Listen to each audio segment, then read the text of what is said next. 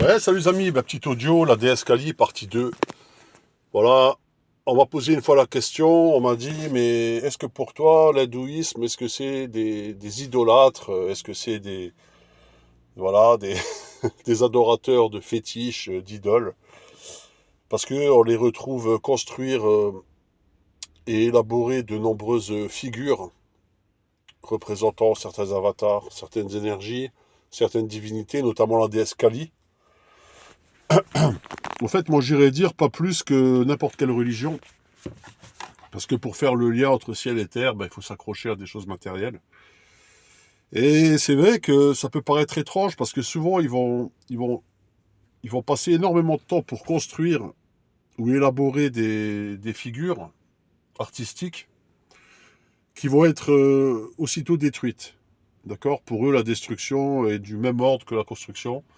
C'est-à-dire que la représentation de Kali en Inde, en statuette ou autre, ou en pâte cartonnée ou je sais pas quoi, elle est balancée ensuite dans l'eau, dans les eaux du Gange, et enfin elle est détériorée.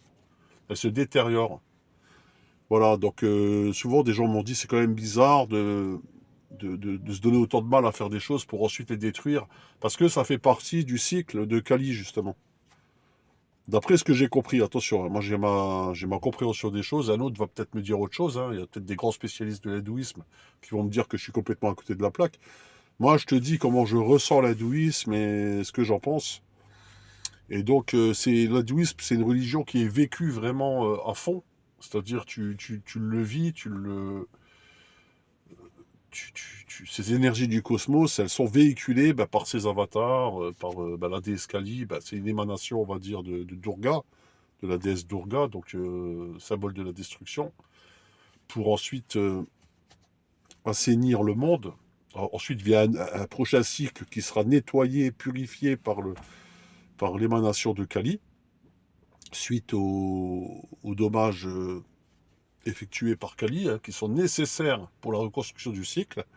Donc de ce fait, les idoles sont détruites au même titre que la cosmogonie, que la compréhension, on va dire, de l'univers, du cosmos, de cette religion, on peut appeler ça comme ça, qu'est l'hindouisme.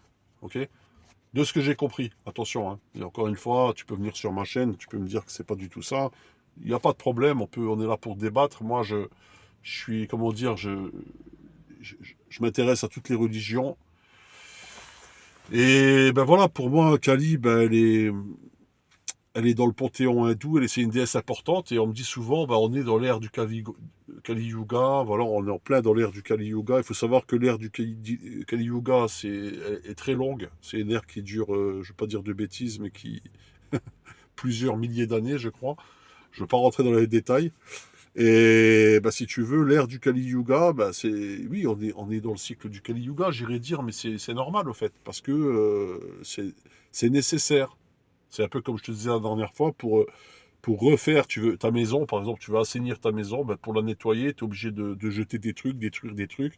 Là, en l'occurrence, c'est la destruction représentée, c'est la destruction des égaux, c'est la destruction du mal humain, on va dire, pour se reconnecter avec la noirceur du cosmos, la noirceur qui représente le vide absolu, l'unité, d'accord?